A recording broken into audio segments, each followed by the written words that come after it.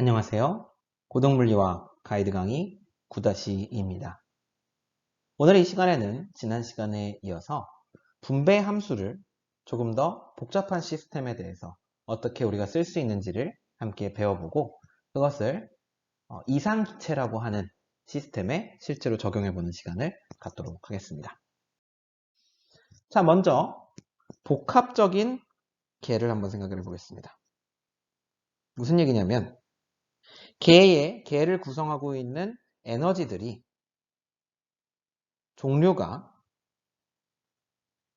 여럿 있는 경우를 얘기를 합니다. 예를 들면은 우리가 이미 양자를 공부할 때 했던 것처럼 진동 에너지 준위 위에 회전 에너지 준위들이 이렇게 겹친다는 것을 우리가 알고 있습니다. 그러면 우리가 진동 에너지 준위를 나타내는 V라고 하는 양자수와 회전 에너지 준위를 나타내는 J라고 하는 양자수를 둘 다 사용을 해줄 수가 있겠죠.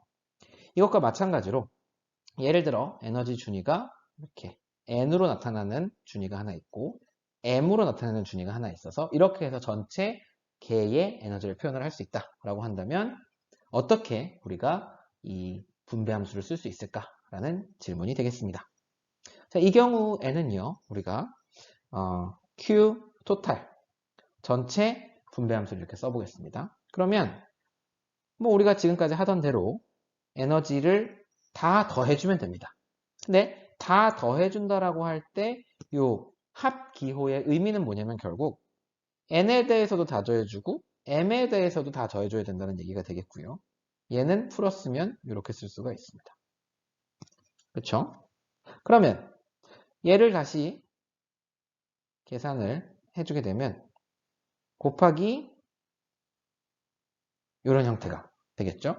그러면 이 경우에는 얘랑 얘가 묶이고 얘랑 얘가 묶이는 형태로 우리가 다시 고쳐 써줄 수가 있습니다. 그래서 베타 2의 n 그 다음에 베타 2의 m이고 m에 대한 합, n에 대한 합 이렇게 우리가 써줄 수가 있는 거죠.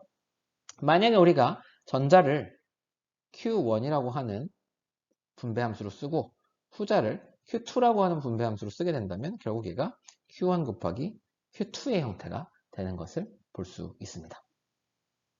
즉, 두 가지 종류의 에너지가 덧셈의 형태로 전체 에너지에 기여를 한다면 그때의 분배함수는 각 그냥 에너지 준위에 대해서 분배함수를 구하고 이렇게 그 두 개의 분배함수를 곱해주면 된다는 이야기가 되겠습니다.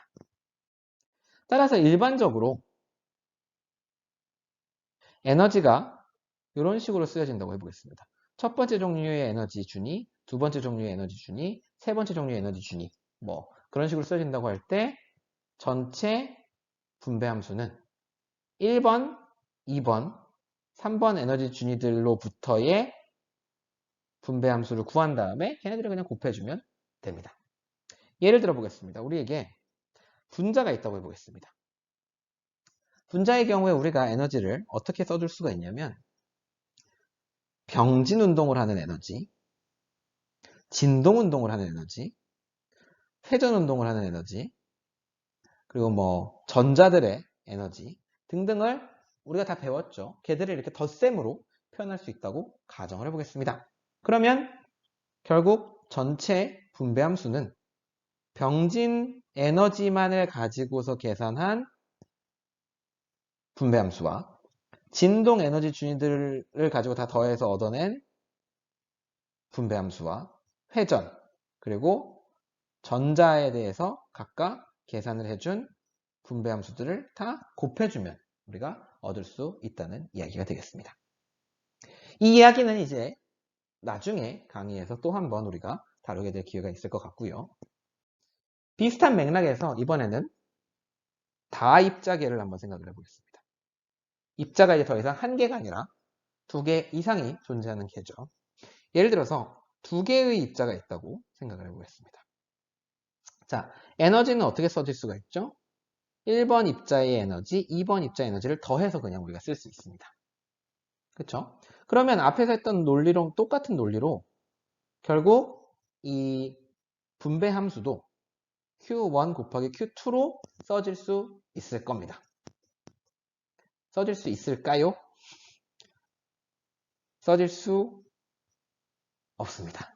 왜냐? 바로 구분 불가능성 때문입니다. 만약에 이 두 개의 입자가 구별 가능한 입자들이다. 하나는 양성자고 하나는 전자다라고 하면 이렇게 쓰는 게 맞습니다. 그런데 두 개가 구분이 불가능하다면 양자 역학적으로 말했을 때 그러면 입자 1번이 상태 A에 있는 경우와 입자 2번이 상태 B에 있는 경우와 입자 1번이 상태 B에 있는 경우랑 입자 2번이 상태 A에 있는 경우가 구분이 안 되고 똑같은 상태다라는 것이 우리가 양자역학에서 배운 경우죠. 그래서 이 경우들은 지금 우리가 더블 카운트가 되는 겁니다. 두 번씩 셈이 되는 셈이라서 결국은 2분의 1이라고 하는 요소를 앞에 곱해줘야 우리가 알맞은 분배함수를 구하게 되는 것입니다. 그래서 일반적으로 역시 또 써보면요. 구분 가능한 입자들이다. n개가 있다. 라고 하면 그때는 파동함수를 Q1, Q2 각각의 입자에 대해서 구해주고 n까지 곱해주면 끝입니다. 그렇지만 구분 불가능한 입자가 n개가 있다. 라고 하면 그때는 n 팩토리얼을 앞에 붙여줘야 됩니다. 그게 더블 카운팅 하는 것을 이제 막아주는 그런 효과가 있고요. 구분 불가능하니까 사실은 얘네들 모두가 같을 겁니다. 다 똑같은 에너지 준위들을 갖겠죠. 그래서 조금 더 간단히 쓰게 되면 우리가 이렇게 쓸 수가 있습니다. n번 곱해진 셈이라고 우리가 생각할 수가 있겠죠. 그래서 이거는 사실 굉장히 중요한 부분이라서 잘 기억을 해주시면 좋겠습니다. 그럼 구분 불가능한 입자는 우리가 쉽게 상상할 수 있습니다. 예를 들어서 원자들이 똑같은 원자들이 똑같은 분자들이라고 해도 되고요. 공간상에 n개가 존재한다. 10의 23승리가 존재한다라고 하면 밑에 경우로 우리가 생각을 하면 되는데요. 구분 가능한 입자가 n개 있는 건 어떤 경우일까요? 대표적인 게 고체입니다. 고체 같은 경우에는 똑같게 생긴 원자들이 쭉 이어져 있지만 얘들이 왔다 갔다 하면 서로의 위치를 바꾸지 않기 때문에 얘를 1번이라고 우리가 명명을 해주면 얘는 계속 죽었다 깨어나도 1번입니다. 그래서 1번의 여러 가지 상태들과 2번의 여러 가지 상태들은 구분이 가능합니다. 그래서 이렇게 고체에 묶여있는 입자들은 우리가 구분 가능한 입자라서 이런 식으로 분배함수를 계산을 해주시면 되고 자유롭게 돌아다니는 기체 상태로 있는 입자들은 우리가 이런 식으로 계산을 해주시면 되겠습니다. 그러면 이제 예제를 한번 우리가 함께 공부를 해보도록 하죠.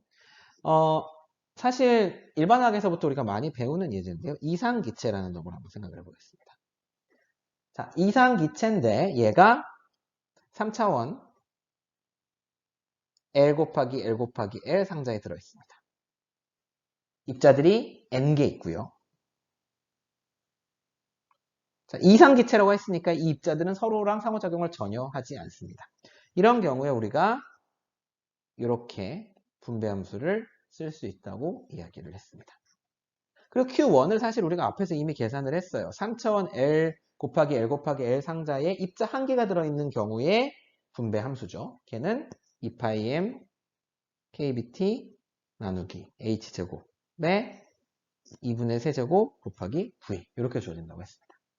그러면 이 두 개를 이제 종합을 해보면 우리가 이상기체의 분배함수를 계산을 해줄 수 있겠죠. n 팩토리얼 앞에 붙고요. 그 다음에 2πm kbt 나누기 h제곱에 3n 나누기 2승 이렇게 붙고 v에 n제곱 이렇게 될 겁니다. 이걸 뭐 한 번 더 고쳐 써본다면 우리가 n 팩토리얼 분의 1하고 역시 2πm 베타 h제곱 이렇게 써줄 수 있을 거고요. 그쵸? 아이고 n이죠. 여기는 n 이렇게 쓸 수가 있고 얘를 여기다가 한번 써보고 이걸 가지고서 우리가 뭘 할 수 있는지를 한번 생각을 해보겠습니다. 2πm 베타 h제곱 3n 나누기 2 v의 n제곱 뭐 할 수 있죠? 네! 평균 에너지 계산할 수 있죠. 평균 에너지 어떻게 해요? 로그 Q 대해서 베타로 미분을 해주면 되죠. 자, 얘도 역시 잘 들여다보세요. 베타가 포함되어 있는 항만이 미분이 됐을 때 의미가 있습니다. 로그를 취해주면 다 어쩌고 더하기 어쩌고 더하기 어쩌고가 되고요.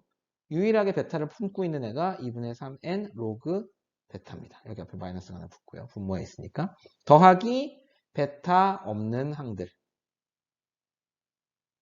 됩니다. 그럼 얘는 요 미분을 할 때 날아가 버리죠. 얘만 살 건데 요걸 이제 계산을 해보면 2분의 3n 그리고 베타분의 1이 될 거고요. 다시 계산해보면 3n kbt가 됩니다. 그런데 n이라는 것은 입자수고 몰수는 입자수를 아보가드로 수로 나눠준 거죠. 그리고 NaKB는 R입니다. 아보가드로 수랑 볼츠만 상수를 곱해주면 그게 기체 상수가 됩니다. 그래서 얘를 다시 써보면 NNAKBT가 되고요.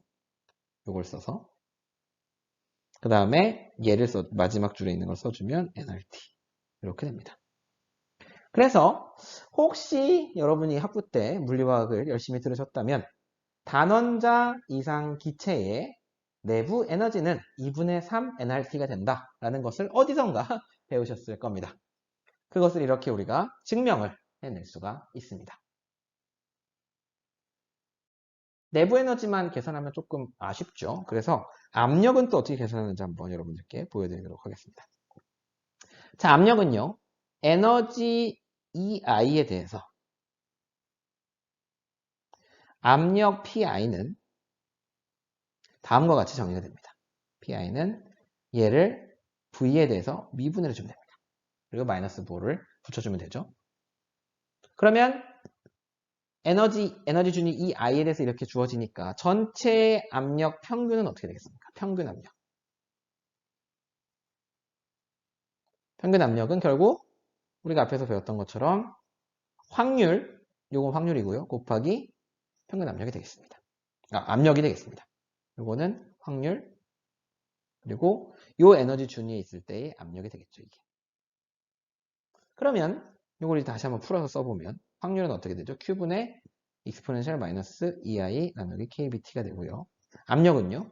저기 식이 윗줄에 주어져 있죠? 이렇게 우리가 계산을 할 수가 있겠죠. 그러면 이 녀석은요. 앞에서 우리가 평균 에너지 구할 때랑 마찬가지 방법으로 해보면 KBT 로그 Q 로그 V 이렇게 로그랜다. D 로그 Q, dV라고 하는 형태로 나오게 됩니다. 이게 왜 이렇게 되는지 궁금하시면 이걸 풀어보시면 됩니다. 이걸 풀어보면 얘가 이런 식을 우리한테 주게 됩니다. 자, 이제 압력을 구하는 법을 알았어요.